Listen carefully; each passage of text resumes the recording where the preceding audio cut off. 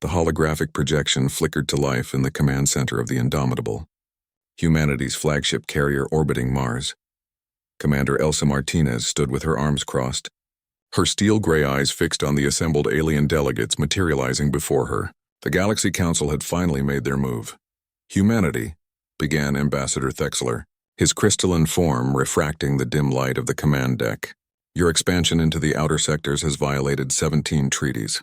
Your military buildup threatens the peace we have maintained for 3 millennia. The Council has voted unanimously. We declare war upon your species." Beside Elsa, Lieutenant Leo Chen suppressed a smile. He'd been running the numbers for weeks, ever since intelligence suggested the Council was preparing this ultimatum. The aliens had no idea what they were walking into. "Is that all?" Elsa's voice was calm, almost bored. She glanced at Leo, who pulled up a tactical display with a subtle gesture. Thexelar's form shimmered with what the translation AI interpreted as confusion. "You do not understand the gravity." "Oh, we understand perfectly," Elsa interrupted, stepping closer to the projection. "You're worried because in the 200 years since we joined your little galactic community, we've built more ships than the rest of you combined. You're concerned that we've colonized 40 systems, while your oldest civilizations haven't expanded in 1,000 years. And you're terrified because you finally realize something. And what is that, human?" Another delegate, a serpentine creature from the Velcor Dominion, hissed through the translator. Leo spoke up, his voice carrying the hint of amusement he'd been holding back. "That we've been holding back." The command center doors opened, and Admiral James Corver strode in, his decorated uniform a stark contrast to the casual demeanor of his officers. "Gentlemen, ladies, and assorted alien dignitaries," he began, nodding to the projection. "Let me save you some time. You want war? We'll give you war. But first, let's talk numbers." Elsa pulled up the tactical display, expanding it across the entire holographic space. The aliens fell silent as data streamed across their vision. 14,000 frontline warships, Elsa began, highlighting sectors of space. "That's just what we've declared to your council." "The actual number?" She smiled. "Classified. But let's just say we've been busy in the asteroid belts you thought were worthless." Leo continued the briefing, his fingers dancing across the control interface. "Your most advanced vessels, the Thexlar dreadnoughts, are impressive. 4 kilometers long, fusion cores, plasma cannons. Took your civilization 6 centuries to perfect the design." He paused for effect. "We reverse-engineered it in 18 months and built something better. Want to see?" Before the council could respond, the view screen shifted to show the orbital shipyards around Luna. Massive vessels were being assembled, each one dwarfing the alien designs. Elsa watched the delegates' reactions with satisfaction. "The Titan-class destroyer," Admiral Corver explained. 7 kilometers. Full AI integration.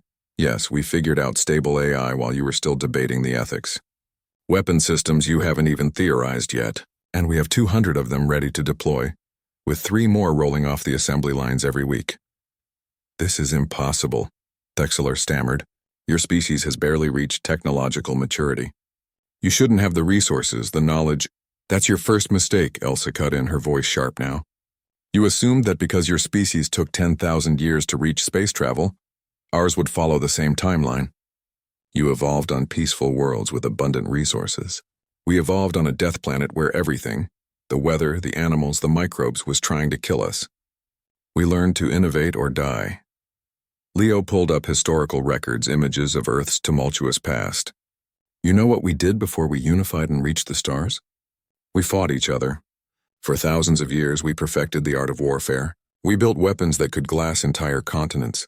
We created doctrines of conflict you can't even comprehend because you've known peace for so long." The serpentine delegate shifted uncomfortably. "You threaten us with your barbarism." "No," Admiral Corver interrupted firmly. "We're giving you a chance. You declared war without understanding who you're fighting.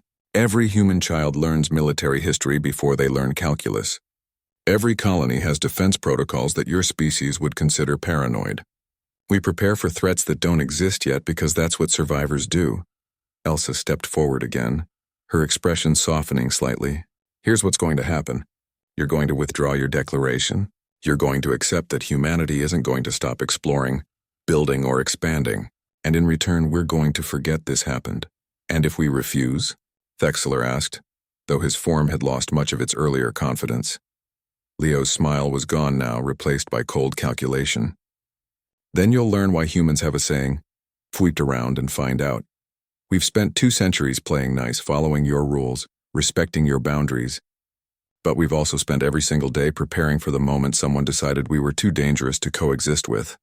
The tactical display shifted again, showing fleet positions. The aliens realized with dawning horror that human vessels had been quietly surrounding every council homeworld. Not threatening, just present. "How long have those ships been in position?"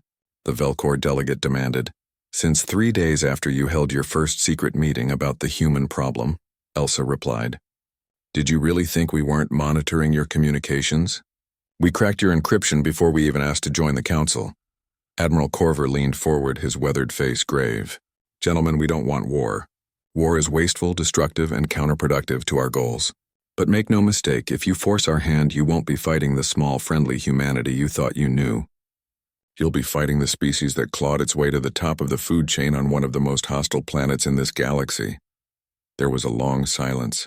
The council delegates exchanged glances, their bravado evaporating like morning mist. Finally, Thexelar spoke, his voice barely a whisper. "We say we'll reconsider our position." "Good choice," Elsa said simply. Council dismissed. The projections winked out, leaving the command center in relative darkness.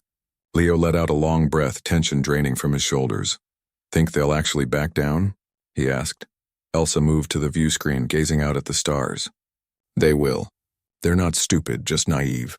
They forgot the fundamental rule of the universe, which is, never pick a fight with someone who's been fighting since they learned to stand." She turned back to her crew, a slight smile on her lips. "Stand down from alert status. Resume normal operations." As the crew dispersed, Admiral Corver approached the 2 officers. "Well handled. But Elsa, Leo, keep the fleets on standby, just in case." "Always do, sir," they replied in unison. In the vast darkness of space, humanity's ships continued their silent vigil. The council had asked if they were ready for war. Humanity's answer was simple.